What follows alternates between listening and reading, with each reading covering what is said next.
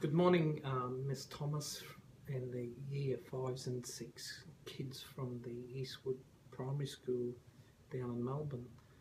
My name is Mick Gooda. I'm the Aboriginal and Torres Strait Islander Social Justice Commission, and this is Ali, who looks after me and makes sure I get to meetings on time and make sure I do things like this. I apologise for not being able to be there, although with Ali and I we'll be trying to work out a time for me to get there by the end of this year so we can do this in person. But in the meantime, Ali. Good morning, class. And I will, well, Ali's going to interview me as if I'm in the class with the questions that you've sent to us. So if you don't mind, I'll just get on to answering the questions, Ali. So, Ali. Okay. Question 1. Would you mind telling me about your younger years in Queensland and your family? For example, where you grew up, about your parents, what school you attended, and about your own children. I come from a family of 10, so I've got 5 brothers and 4 sisters, a really big family. You don't see big families like that anymore. But I was born in a little town in central Queensland called Claremont, and it was really small back in those days, but it's really big now because it's a big coal mining town. And then I started my schooling at St Anne's in Serena, a little town south of Mackay, and was there till about grade 5, and then we moved to Rockhampton, and that's when where I completed all my schooling at the Christian Brothers School in Rockhampton. So mainly in central Queensland, but my family, we were pretty poor. My dad worked all sorts of jobs up around Serena. It's a cane growing place. So my dad cut cane back in the day before harvesters came in, worked in the sugar mill, basically did anything to make sure we all got by, got to school, got educated, which I think is one of the most important things that you can do. And what about your own children? I've got 4 kids, 2 boys, 2 girls. The 2 girls live in Perth. That's where my little girl was born. She's 15, and the bigger girl came over. And my 2 boys, one works in a youth detention centre in Queensland, the other one drives those massive big trucks in the mines up in Western Australia. So typical, just have ordinary bloke with family responsibilities that we all try to make sure that our kids are educated the same as hopefully you guys are down there. Okay, the next question is, in your social justice report, you included a paragraph about your jobs over the years in relation to social justice. You've read, Miss Thomas has read a little bit on the internet about how you worked as the CEO of the Cooperative Research Centre for Aboriginal Health for close to 5.5 years, and then in February 2010 you became the Aboriginal and Torres Strait Islander Social Justice Commissioner. Have you had any other social justice jobs, and could you please tell the class a little bit about your current role and what it involves? Look, in the past I started my public service career in an old department. It was the Department of Social Security, which played all of the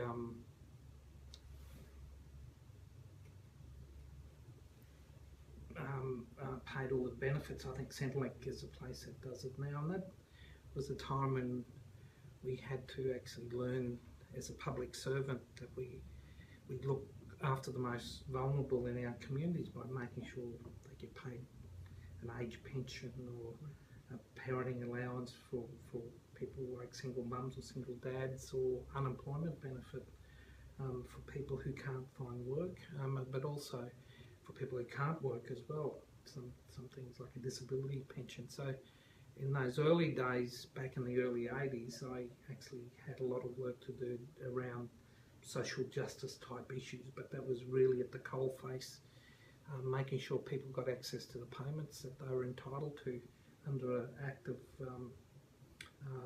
the Australian Parliament. So social justice has been big in my family. My dad was a union rep all through, so the unions fought for rights for workers all the time. So we were brought up in a house like that. When I went to school with the Christian Brothers, there was an Irish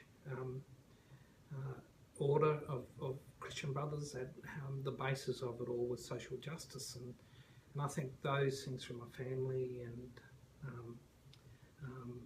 my early schooling produce this sense or this ethos that you've got to try to look after the most vulnerable in the community. And from our point of view, by any measure, Aboriginal and Torres Strait Islander people are the most vulnerable, the most disadvantaged people in our group in Australia. So that's what the sort of things that struck me early in my time.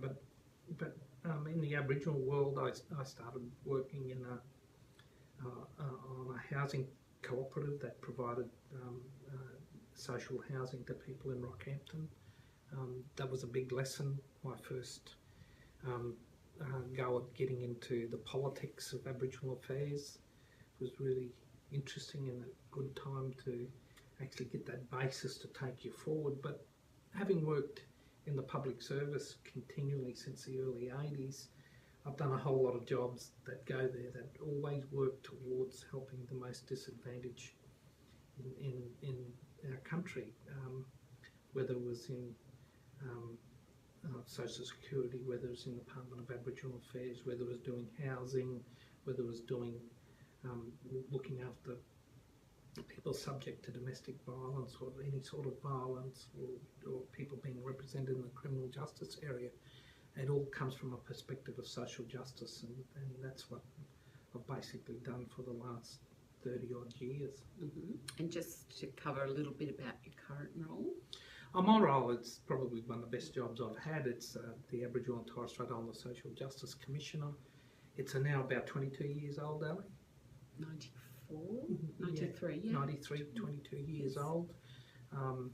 It was created out of the Native Title Act plus the Royal Commission of Aboriginal Deaths in Custody.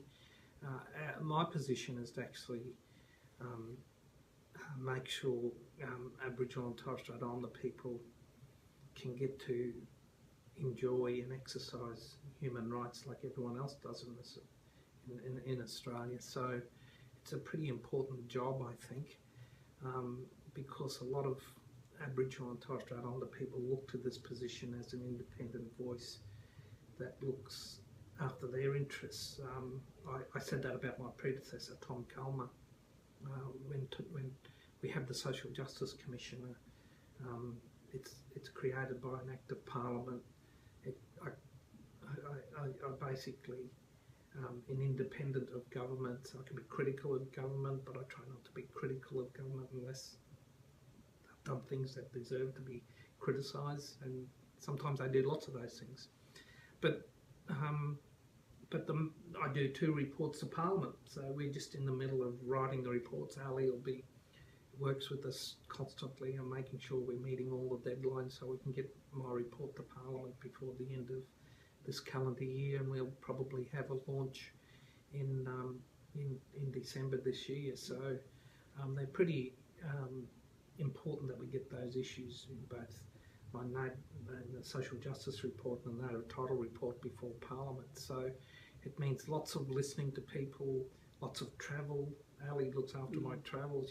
She sometimes is the only person Australia knows where I am, because that's the way it is with the job that I do, that it's lots of travel because I've got to go and listen to people. I can't do my job sitting in Sydney without that contact with our community. So I really love that bit of travelling around talking to people. Yes.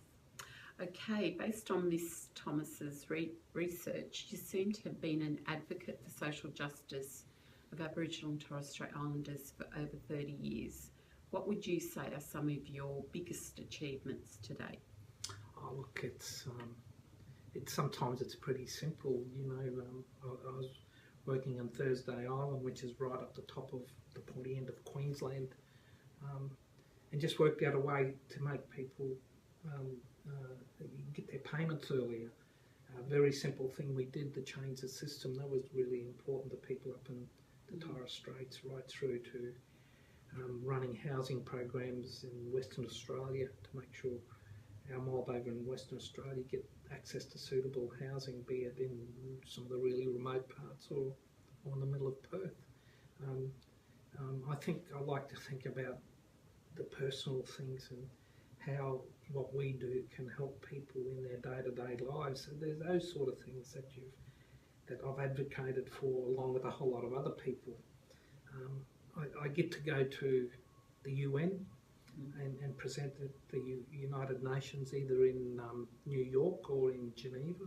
I do that generally once a year in each place. This year I'm planning to go to Geneva in November, where Australia will go before the UN Human Rights Council to talk about its record on human rights. So I'll be over there with a group of people just monitoring how Australia goes. And that then has an effect back here in Australia across all people, not just Aboriginal and Torres Strait Islander people, but people subject to violence, people subject, particularly women and children. And in that way we can actually start changing the agenda back home by pushing an international agenda. So so those achievements, I generally look back and see how we could have made life just a little bit better for people, all people in Australia, not just Aboriginal and Torres Strait Islander people. But look, it's hard to think of one thing. I'm pursuing the issue of constitutional reform. That takes up a lot of my time. So we'll just see how that goes. Hopefully we'll have a vote in about 2 years' time in a referendum. That'll be a big achievement if we can pull that off. But I think what we've done so far is raise the issue in Australia, and I think we all should be pretty pleased with the job we've done there. Did you always know you wanted to work in the area of social justice as you were growing up, or did you have aspirations to be something else? I always wanted to be a truck driver. I grew up in a little town, like I said, Serena, and we had friends there who had trucks that transported cattle around. I just wanted to be a truck driver. I didn't want to be a banker or a lawyer or anything. But and you've got a licence? I've got a big truck. I can drive those road trains you see on those shows on TV. But it's always been in the area of how can you help people, and I think